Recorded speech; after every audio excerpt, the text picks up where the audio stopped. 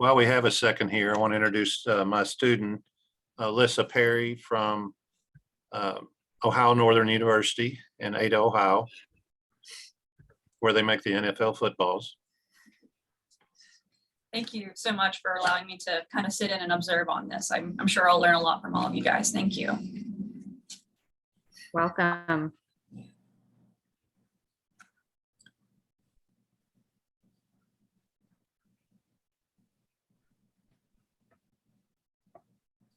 Oh, she's logging in now. Great.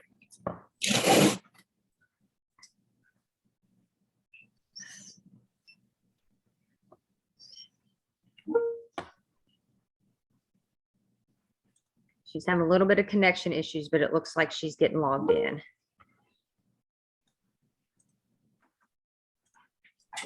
Hi, everyone. Can you hear me?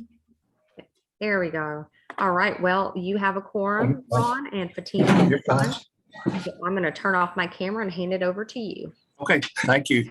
You're welcome. Right. We call the meeting to order, and I've already introduced my guest, and we've got Kelly Sheets on here too, who's going to be, we're going to see more of her.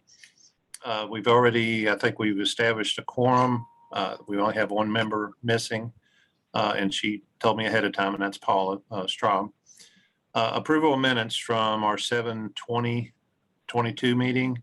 I sent those out whenever Aaron was nice enough to send them to me. Did anybody have any additions or corrections?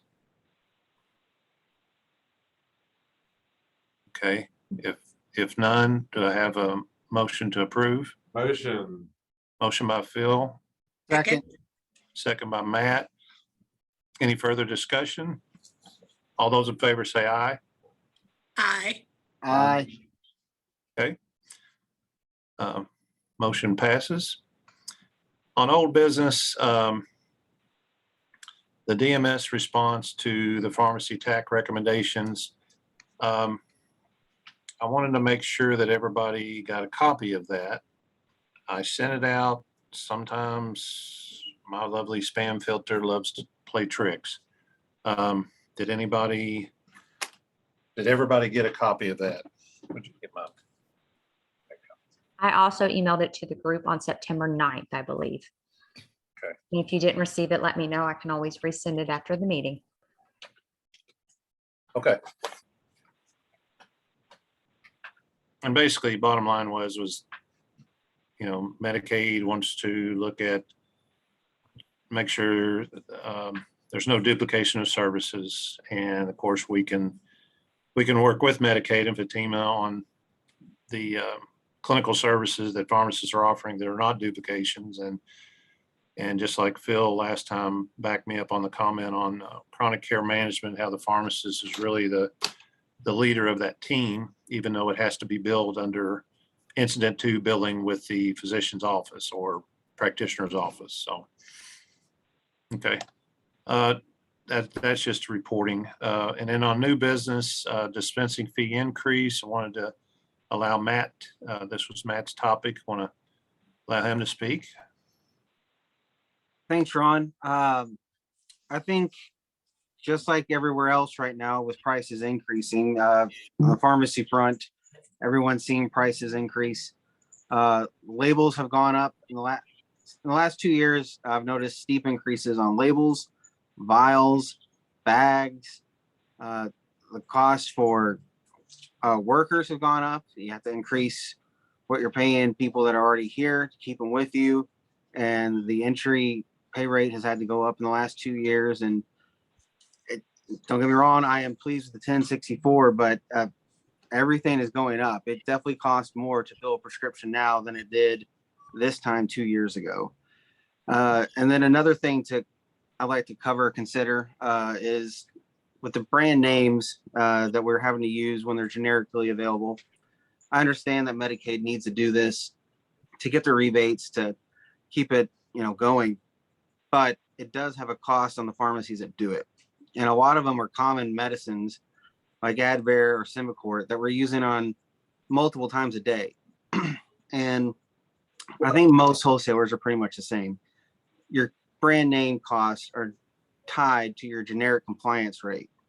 So when your brand name cost is going up because you're using stuff like Adderall XR, Concerta, Advair, Symbicort, your brand name usage is going up because of that. Your brand name costs are going to go up as well. And that's not going to be accurately depicted in NADAC because NADAC will be national average acquisition cost. Everyone's in Kentucky's is probably going up to some degree, whether it's a lot or a little. Everyone's seeing probably their brand name prices affected, especially if they're a high Medicaid population. So I would like to consider, if we're going to keep using the brand names when generics are available, maybe a higher dispensing fee on those medications. And Thoughts? just to back Matt up on that,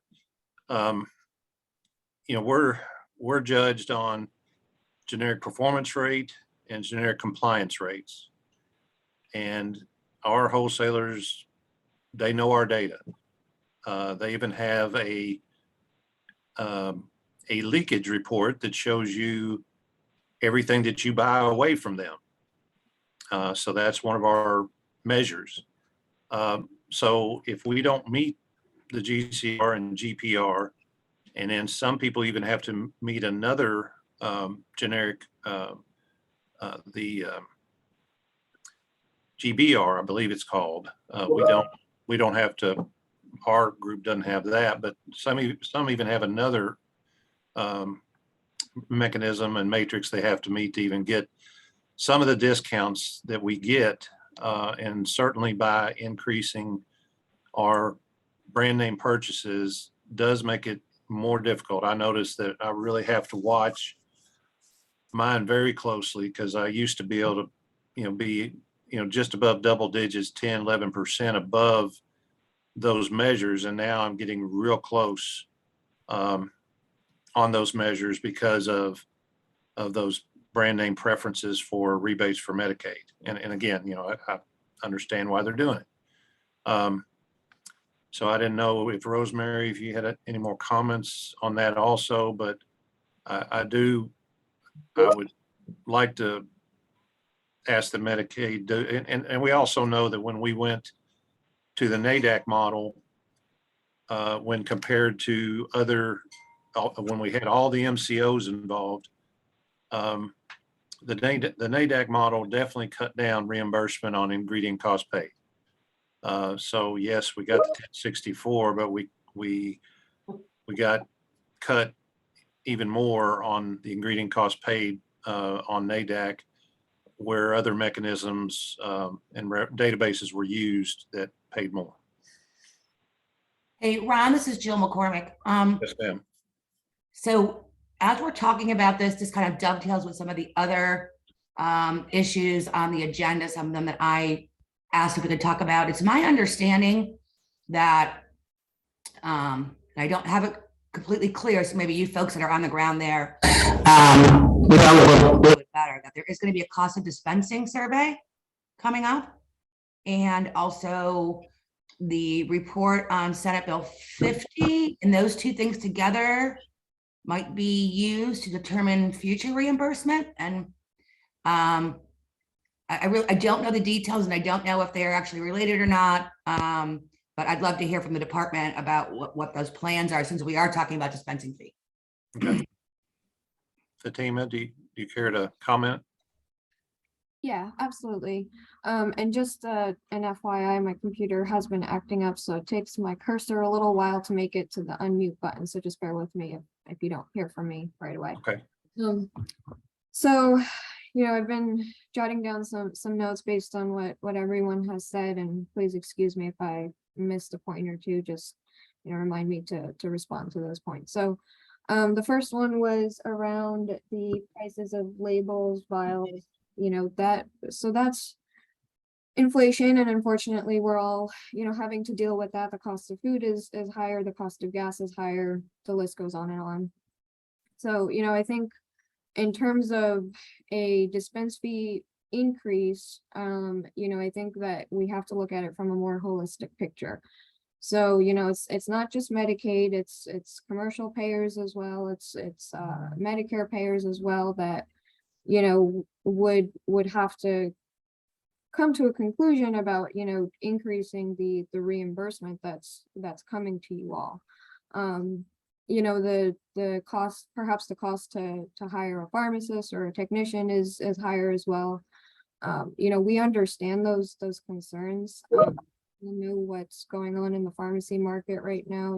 Pharmacy, unfortunately, pharmacists want to work in retail settings. And that's not something that Medicaid controls. It's not something that, we're going to just increase a dispense fee out of the blue. There's a lot of work, as you all know, that goes into deciding what a dispense fee is. And again, that was the goal of Senate Bill 50, was to align with fee for service. Now, that also goes alongside what was mentioned about brand name medications, NADAC ingredient costs. So, that was the intent of Senate Bill 50, was to align with the fee for service dispense fee reimbursement method, or dispense fee and reimbursement methodology. So, NADAC was part of that. I think we were all aware of that, that NADAC would be coming in, and the dispense fee would, come in and help with that. Now, I understand NADAC is not always a win, but I think that's just the nature of the market, and we have to think about the entire drug mix as a whole. Let's see here. And then, in terms of brand preferred medications, if decisions that are made on a quarterly basis, P&T is your platform as well, just as much as it is for other healthcare providers. So, we encourage you to come to P&T meetings, express your concerns, talk through some of the issues that you're seeing with the brand name medication, bring that up to the P&T committee.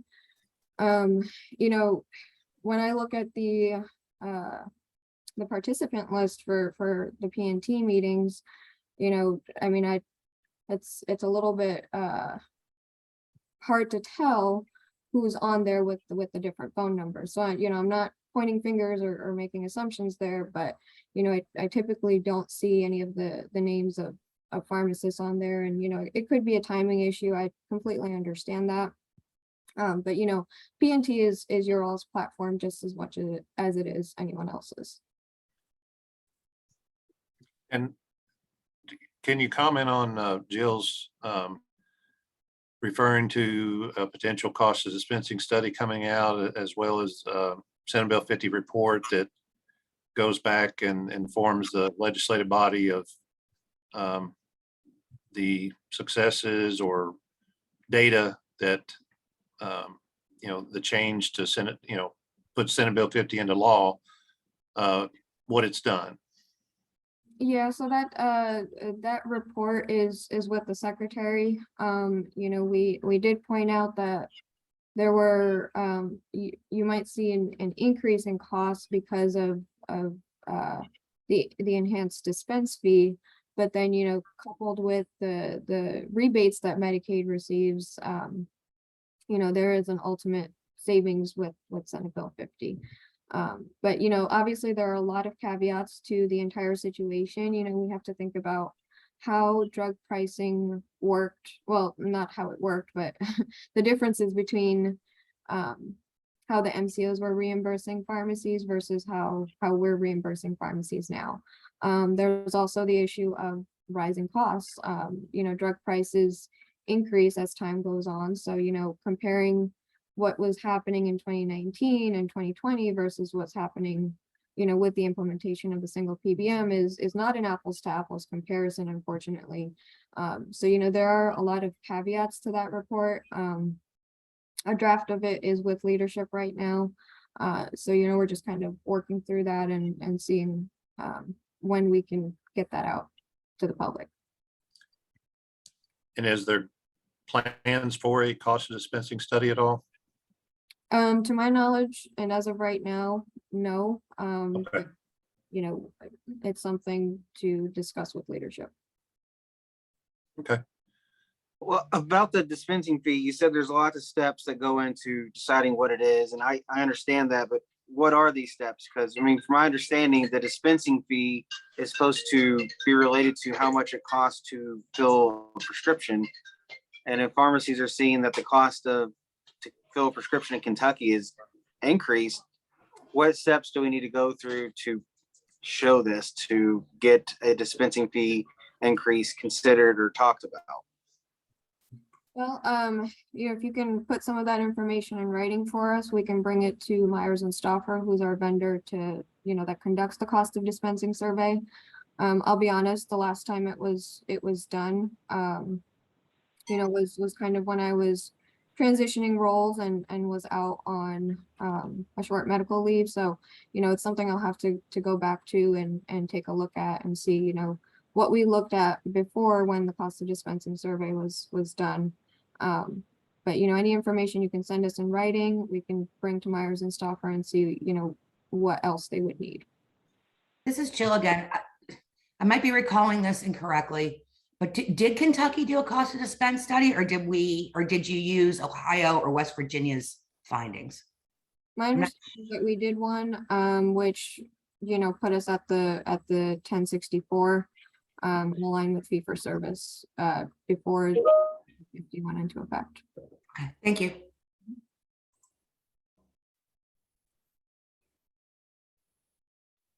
And, okay. Any other questions or comments on, Fatima, what, in addition to sending in the data of showing increases in different costs, would it also be beneficial to send that or participate in a P&T meeting and discuss that too, or what's your recommendation? So P&T is more so for, you know, drugs and new drugs coming onto the market, reviewing classes that are set to be reviewed on a quarterly basis. And, you know, the P&T class schedule is on the Magellan provider portal. I'm happy to send the link in the chat if you'd like. But, you know, I think that forum is a little bit different. You know, I think we start with emailing back and forth. Okay. We can do there, but yeah, P&T is a slightly different platform. Okay, I thought so, but I want to make sure that we, you know all the avenues. Okay, any further discussion on dispensing fee increase? I just wanted to go on the record and say I support it as well.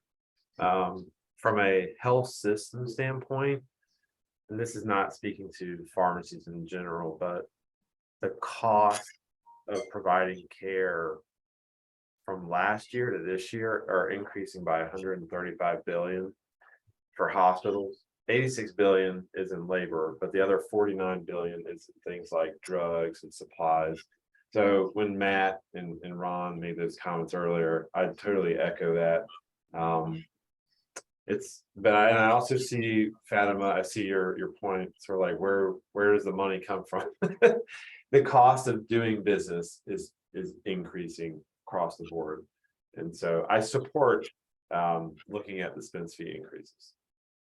Okay, thanks for your comment, Phil. Ron, I'd like to say this is Rosemary from KIPA, from Independent Pharmacists across the state, that we also join with everyone else about, you know, requesting looking into dispensing fee, because we've seen that across the state. You know, everything is costing us more.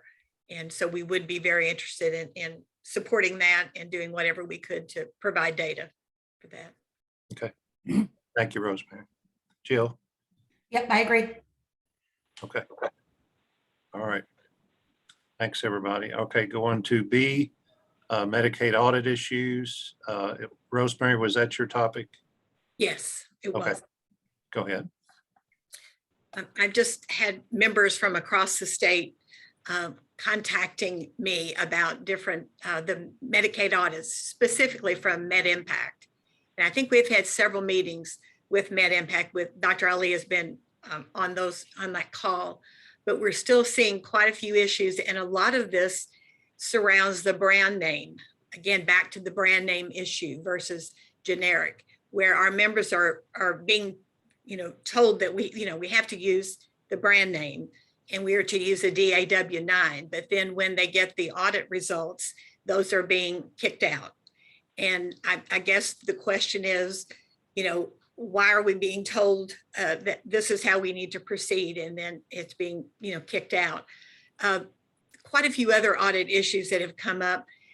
One being it's just a different audit procedure than we normally see with commercial plans, where when we get an audit, we answer the audit and then we'll get the response. And at the beginning, you'll see that on the med impact, there's an estimated amount that will be recouped. And then once we answer the audit and get the results back, it still has that same estimated amount. And it's not clear then which of the prescriptions that you have sent in your audit responses, which ones have been cleared. And so I think, there's just been some different issues. Now, I know Med Impact, Adrian McCormick has been very helpful to several of our members who've had this. So, but, I think we just probably need to really look at, why Med Impact has a different type of auditing procedure than we're all used to. I don't know if anybody else is seeing that. Anybody else have any comments about that? Well, I do, because a lot of my colleagues have commented on it, and it is different because whether it's a desk audit or in-person audit, it takes 15 to 18 hours of prep work to even get ready for that. And here you are trying to get through your daily routine of filling prescriptions and providing other clinical services and immunizations, and you're having to spend that much time. I remember I've been doing this long enough. I remember the days where you rarely got an audit because it was the bad players they were going after. And it seems like now your number comes up and, they're going to find some way to bill you chargebacks. I've just got some basic questions for Fatima. And if if this is Med Impact, I don't know if Adrian McCormick is on here or not, but is there an algorithm that Med Impact uses or Medicaid uses that sends up a red flag for somebody to be eligible or to be assigned an audit? So the audit algorithm is something that Med Impact can speak to. My understanding is that the algorithm itself is proprietary, but maybe they can talk to that a little bit more. And then, just going back to Rosemary's point about the letters, that's something that we're actively working on. We've pulled letters from MCO PBMs in the past. We've pulled letters from Magellan to see, how audits are being done. So that's certainly something that we're looking into, and just refining the letter itself and building a new template.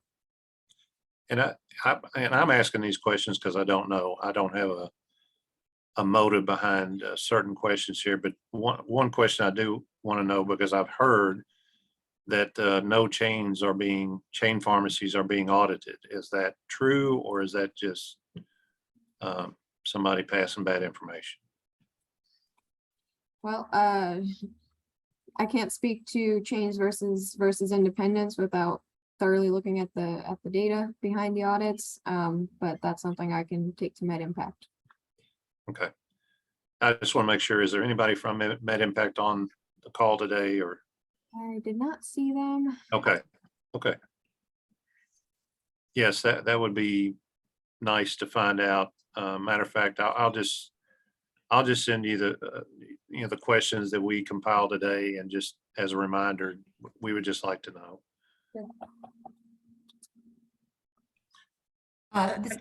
Ron?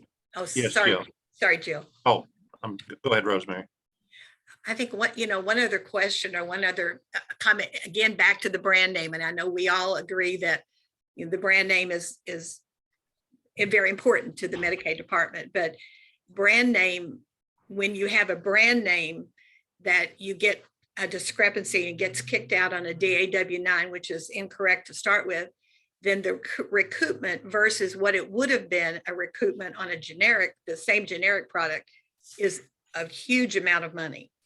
And so I'm having KIPA members who will have 10 or 12 of the same brand name that has been rejected. And I mean, we're talking tens of thousands of dollars. So the brand name issue really, it goes across the board to GCR, it goes across the board to dispensing fees, and it goes across the board to auditing. So, it's something that I think we all really need to get more involved in the P&T committee. I think I would like to know when the next meeting is, because that's something I've been aware of, but I've never attended. And I think we need to get involved in that and voice our opinions. Absolutely. And the attendee invite is on the Magellan provider portal. I can put a link in the chat in just a second. Yes, please.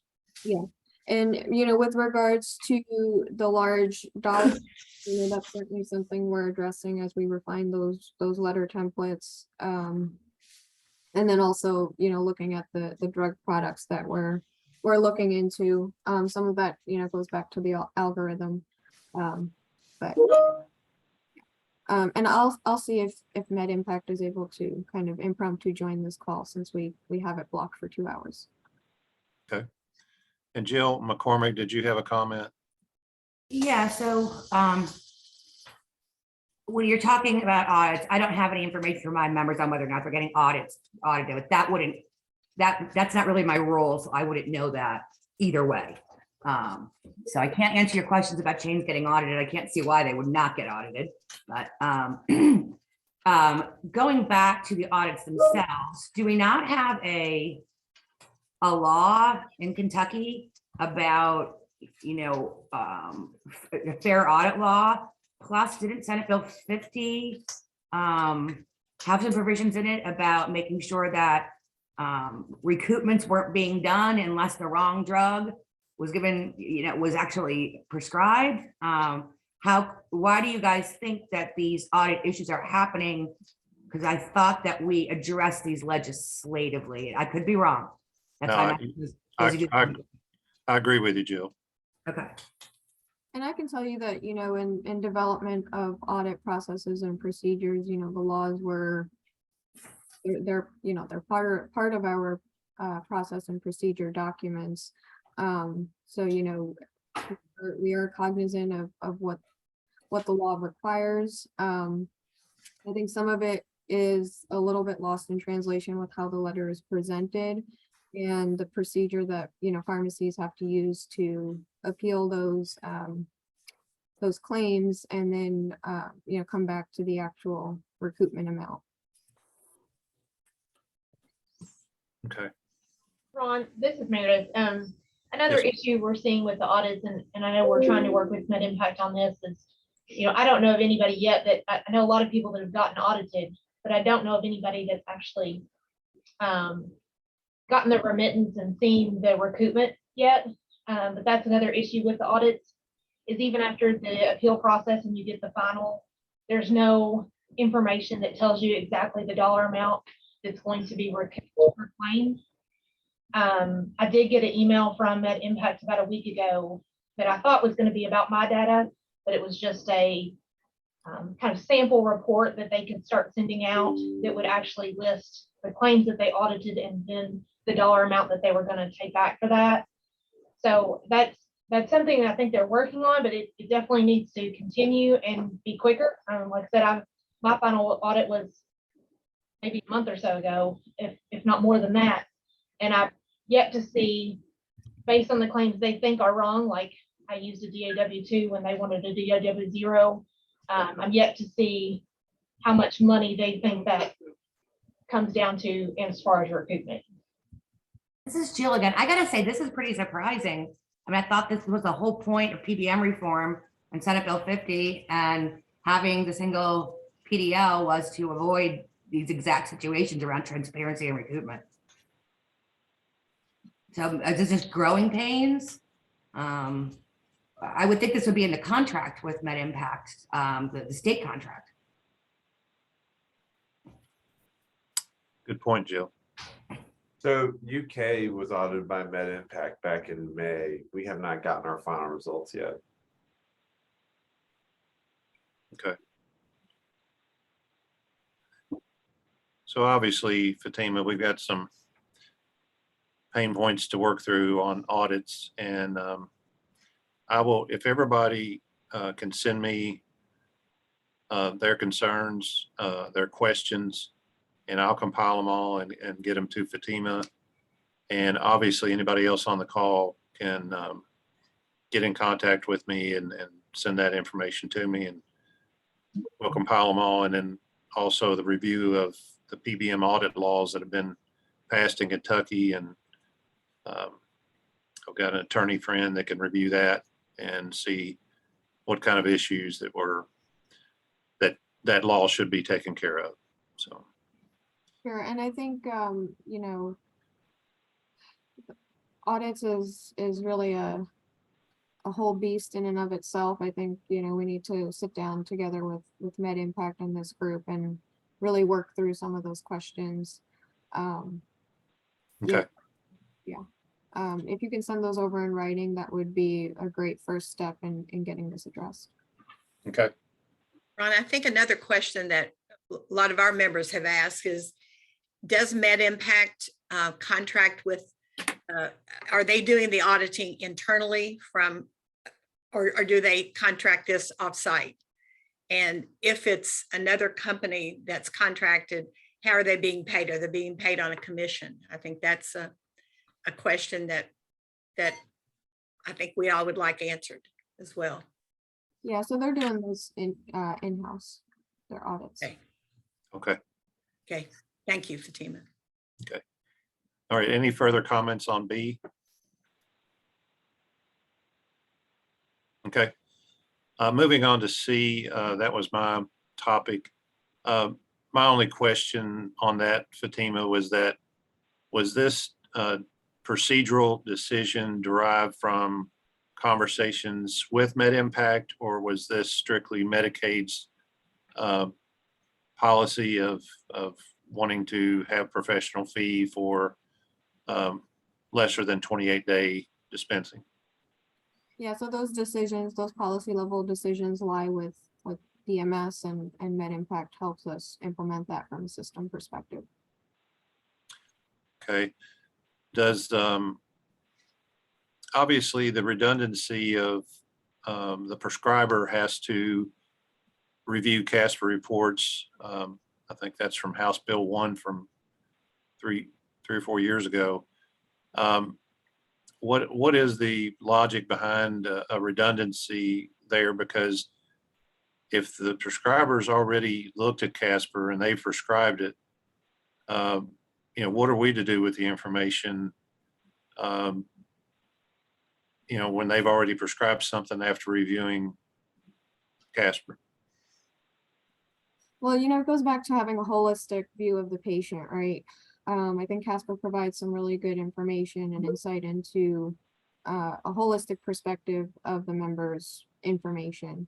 And, you know, that CASPA check for a pharmacist is relatively quick. You know, you log in, you take a look at the member's controlled substance history, and then, you know, make a decision on whether or not you want to dispense the product at hand.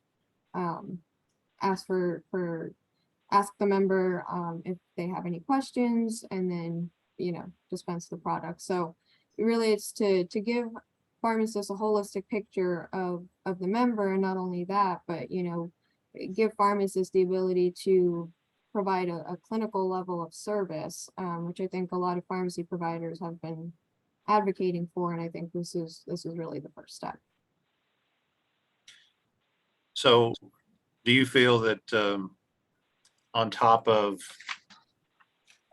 this, I guess, initial professional fee for certainly, you know, the 3 or 4 requirements in this procedure, you know, obviously pharmacists have never been reimbursed for decrease in therapies, finding drug allergies, finding drug food interactions, finding wrong doses and durations, and finding medication errors from prescribers.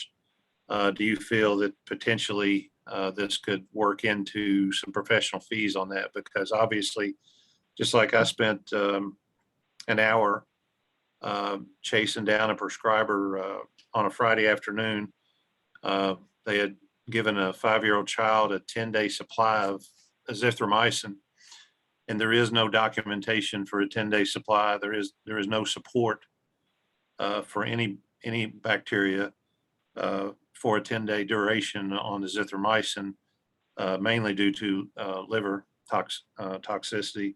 So, I spent an hour chasing the doctor down.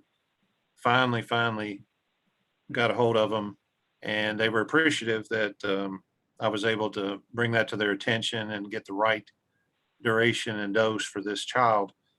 But of course, I got paid nothing to do that. So I just wanted your comments on those type of services that we do each and every day, and save Medicaid money on decreasing therapies, duplication of therapies, and certainly drug allergies, and finding medication errors from prescribers. So just wanted your comments on that. Well, I think it's certainly something to explore, and we have been doing that internally. We have a document of questions to really understand that need a little bit better.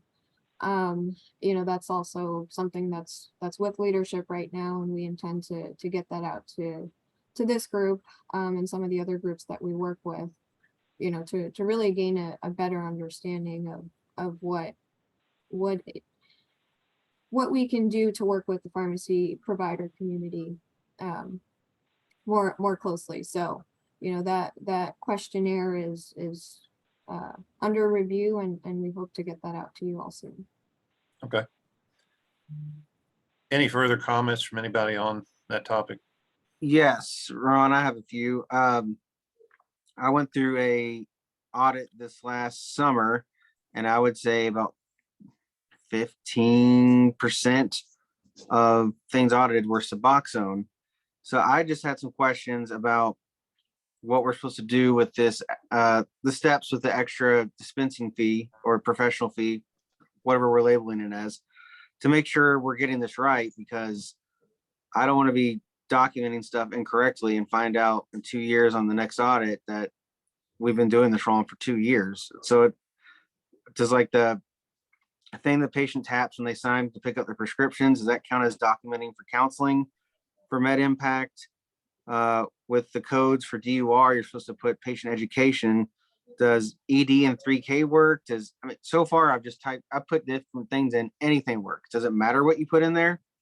How do you document that you did Casper? Can you just save it on your Casper? Because you can look it up historically, what you looked up that day. Does that count? If you get a prescription today and it's due tomorrow, can I look the Casper up today to save time for tomorrow? Does that count?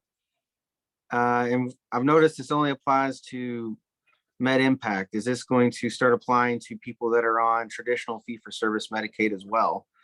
And I know you might not have the answers to some of the questions I have, but I feel like this is something that med impact should address and send out on one of their flyers to everyone, because I've had a lot of questions from pharmacists asking if I know what the answers are, and I don't. We're just kind of hoping what we're doing is correct, and I don't want this to come back to bite anyone in the butt when they get an audit if we've been doing this incorrectly.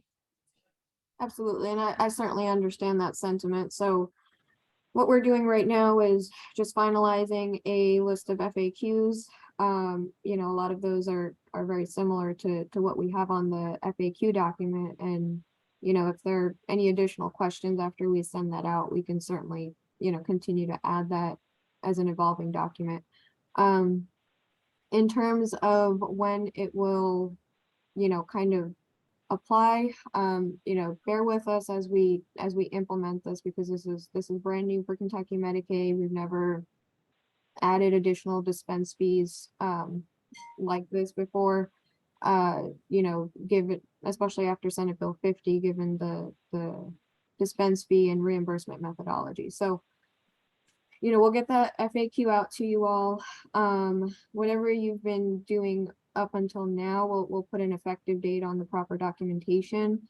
So, it won't count against you. If you weren't doing it from, let's say, today and all the way back to October 1st. And then with regards to fee for service, there were some system delays. So fee for service will go live on November 1st. So there was an announcement 2 weeks ago, Matt, about traditional Magellan fee for service adopting the same type policy. So. Okay, any further comment on C? I think, Matt, if you're talking, you're on mute. Oh, No, I'm done. Thanks. Okay. okay, thank you. The only, I brought up D. Obviously, I worked with UK Med Center and some other institutions on the compounds that they're using in the pediatric department. That is better therapy. And a lot of times it goes unpaid. And of course, we have some of those same scenarios in community where there's better therapies that are actually cheaper than other therapies. And, you know, we were asked on July 1st of 21 to put this off for 6 months. So I just wanted to get I guess, guidance from you, Fatima, on where do we go from here on getting, and I'm not saying we're going to have a wide open market, but certainly being able to work with PNT or whatever committee on at least initial formulary of compounds and see how that goes. You know, the more popular ones, it can even be the more or less expensive ones, whatever. At least we can work with Adrian McCormick with Med Impact. I talked to her in person about this. But anyway, what do you recommend guidance-wise for getting this back on for consideration? So if you can send a list of NDCs and drug names of the products that you all are specifically looking at, you know, we can let you know if it falls under a benefit exclusion. If that's the case, you know, we unfortunately won't cover it. And then there's also a question of, you know, compounds being rebatable versus non-rebatable. So, you know, the full products, obviously, we're mandated to cover by the covered outpatient drug rule, but those non-rebatable products are things that, you know, we'd have to look into. So if you can send that on perhaps an Excel sheet, we can provide comments. Okay. Does anybody have further comment on D? Okay, moving on to E, immunization reimbursement. Jill, was that yours?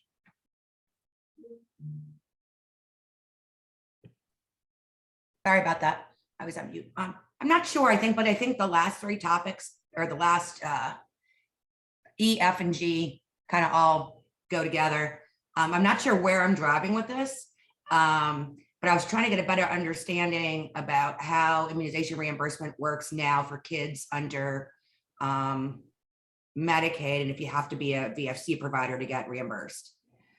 You know, and if there's been any thought from the department about the PrEP Act expiration and how that might impact the pharmacy allowance, you know, the pharmacy services that we've been giving to Medicaid recipients generally throughout the pandemic, continuing for at least another 3 months. So I don't know. I mean, maybe it's just throwing it out to the group. I'm just trying to get a sense of what the landscape is and if there's any work for us to do in that. I you know, chains do not. I think most pharmacies do not participate in Vaccines for Children program because it is so onerous to manage and expensive to manage, and just the red tape is on the crazy side. But at the same time, if you see the numbers of how many pharmacists have given to children throughout the pandemic, and how many children have gotten vaccinated which otherwise wouldn't have, with flu and other vaccines because of the PrEP Act allowances. I mean, you gotta assume that we're saving a ton of money for the state. Yeah, absolutely. Can you all hear me? Yes. So, you know, with regards to the Vaccines for Children program, Jill, your understanding is correct in that, you know, pharmacies are not VFC providers. So those children are going to their doctor's office and the doctors are billing accordingly there. And then, you know, those COVID vaccines for traditional Medicaid members can still go through the pharmacy. with regards to the PrEP Act expiration, our understanding based on what's on phe.gov and the regulation, the state regulation around the PrEP Act, it's showing that it's going to expire October 1st, 2024. Now that's subject to change. It is a question I did pose to CMS. I have not heard back yet. But once I do hear back, I'll share that information with everyone. Yeah, you and everybody else, Fatima, we are still trying, and NACDS is still trying to get an answer from CMS, who we talk to several times a week, about whether or not the PrEP Act expires when the PHE expires, or it expires October 1st, 2024.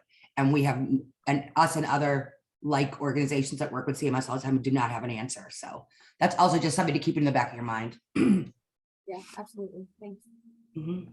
And Fatima, going off some of the things Jill said, obviously, when it comes to immunization reimbursement, the 330, when we're looking at providing those services, obviously, when you compare us to any practitioner, they're billing for other services while, patient visit and other things.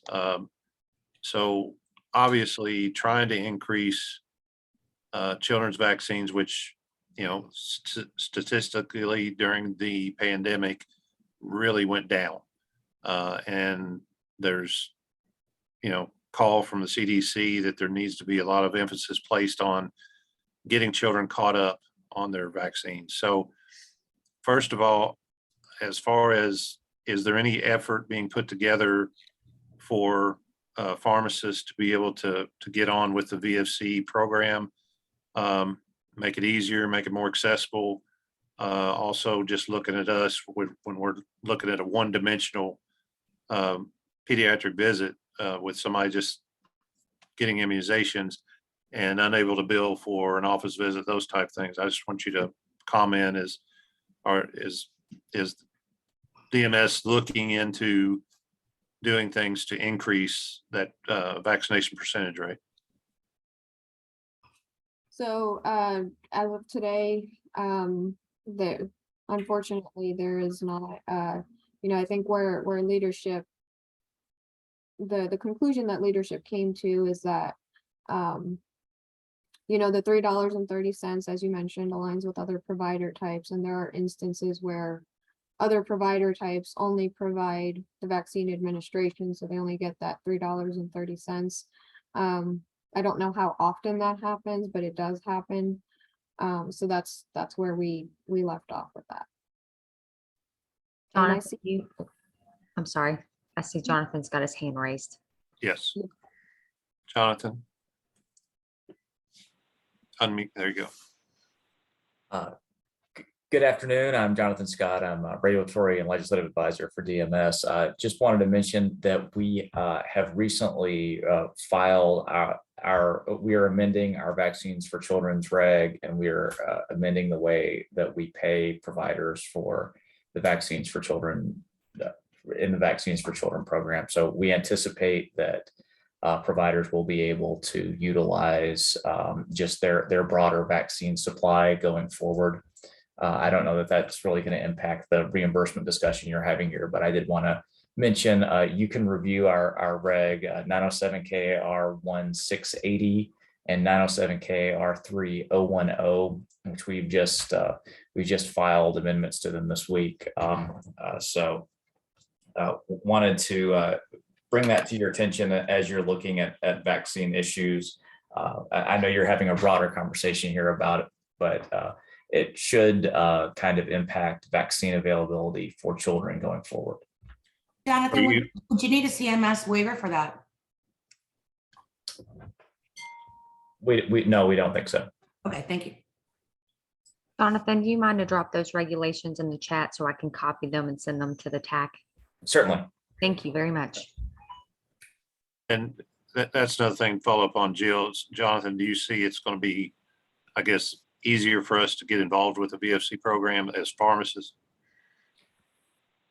That's a discussion you're going to have with other groups, but to some degree, we are not going to be we don't anticipate as large a presence of the VFC program. We anticipate that just regular vaccine stock will be able to be provided to kids, may be prescribed, but I think there's some other Medicaid pharmacy discussions you're going to need to have with people other than me to figure some of that out.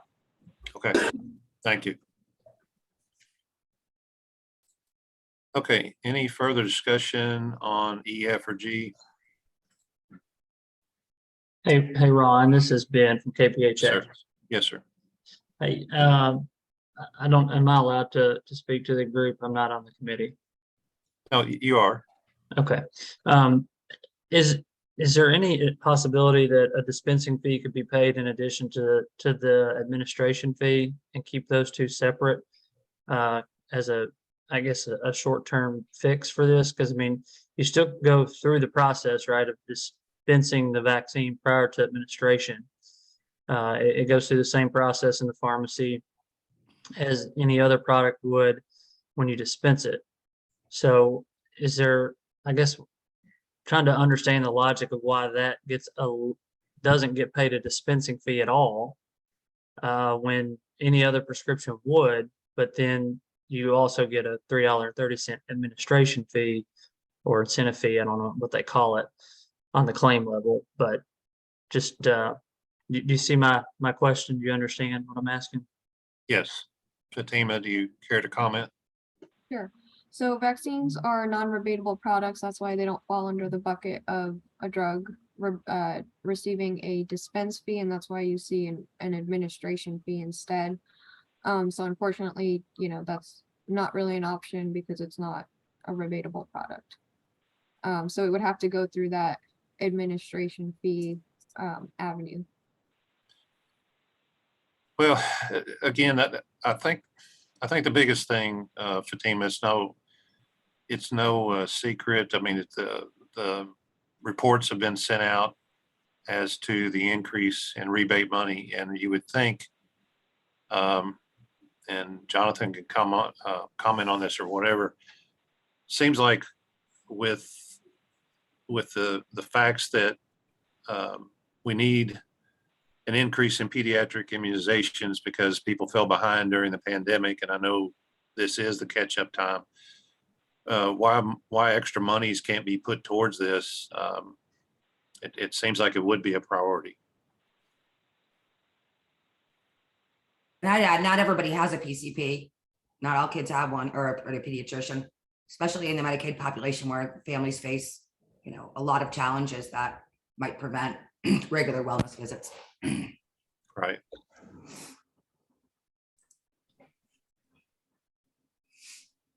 You care to comment on that, Fatima? Yeah, so with regards to the kids falling behind and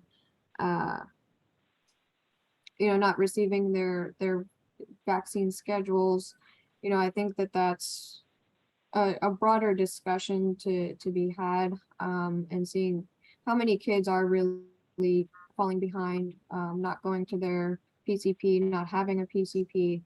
I think we need to see some data and evidence around that before we open this back up.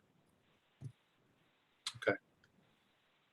I would encourage anybody with some data on this issue. I've seen some national articles on this, but I don't know if I've seen Kentucky specific on the percentage. I have state by state. The Kaiser Family Foundation published something. It's a little bit older now. I think it's from 2019.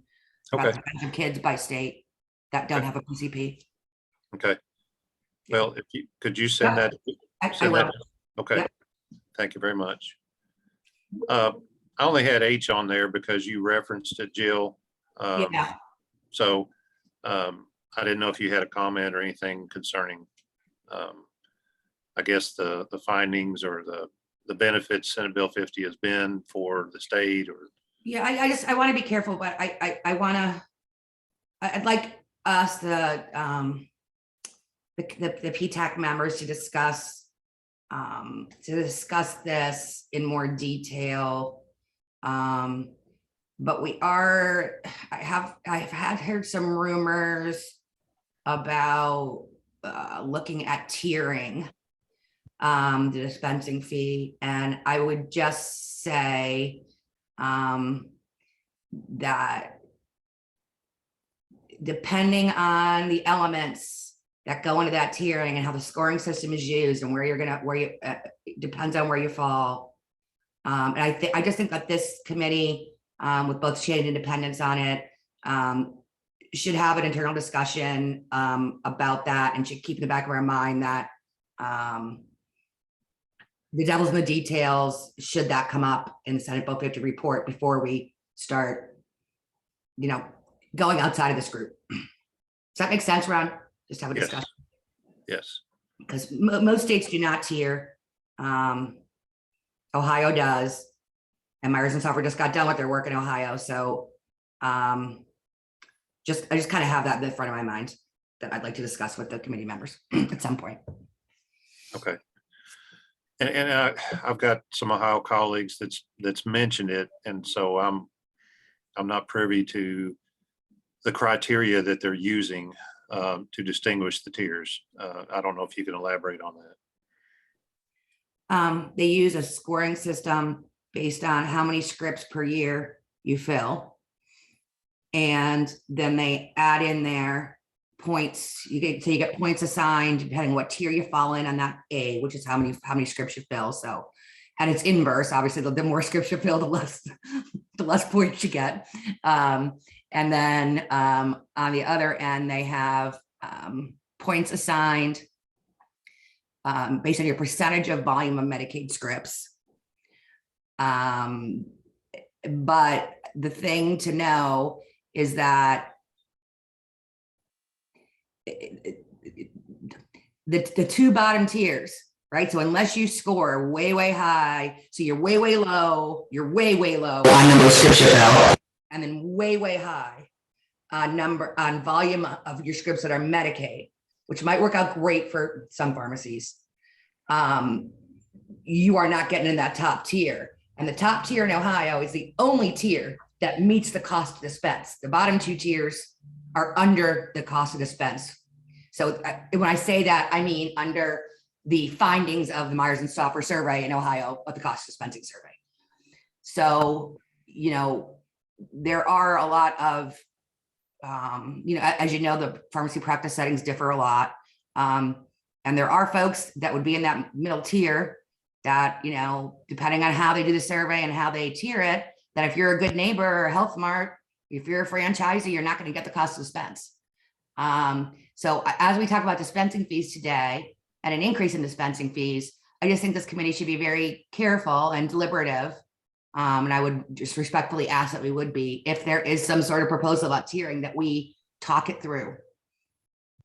I most certainly agree, because it sounds like a lot of people don't have control over what tier they're in, just depending on their location, and depending obviously on their Medicaid mix, and that doesn't seem quite fair. So, yeah, I mean, if the bottom tier was at the cost of dispense, which I think was $9.06 in Ohio, that'd be okay, but it's not. It's in the $7 range. wow. And the second tier, which I think is where a lot of your franchises might fall, is like $8.75. So they're working at a deficit against competition. So, yeah, and there's a trade-off because they've done some really good PBM reforms there that they can't audit like we're talking about today, Gainwell, because the state runs them. They can't do clawbacks. They're all prohibited. So there is that piece of it. But I just think there's a lot to look at before the pharmacy community in Kentucky reacts to anything that may or may not be in Senate Bill 50 about tiering, or in the Senate Bill 50 study. okay. Any further comment on that topic?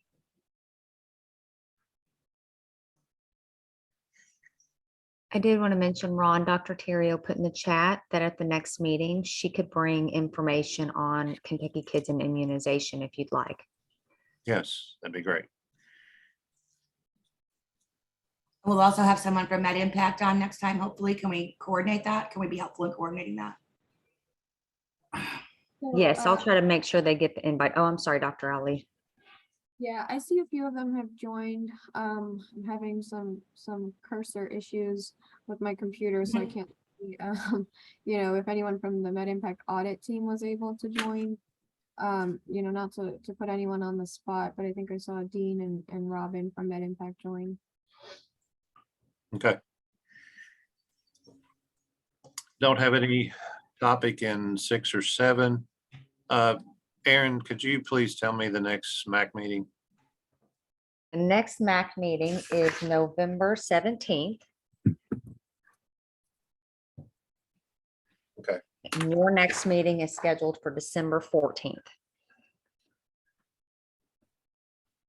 Yeah, and I think that's the same week as PNT. It's usually the third Thursday, and I would check for you, but I can't even mute myself. Okay. Okay. Well, Aaron, you help take care of, and I, you know, unfortunately for me, I probably, I look 72 hours in advance, and so I need to look and make sure that I'll be available to present on the 17th, just an update on our TAC meeting today. And Aaron, whenever you get our minutes, just pass them along so I can pass them to everybody else for any corrections. And Absolutely. please. I said, absolutely. Okay. And then you've already told us our next meeting is on December 14th at 1 p.m. Eastern. Do I hear a motion to adjourn? I'll make a motion to adjourn.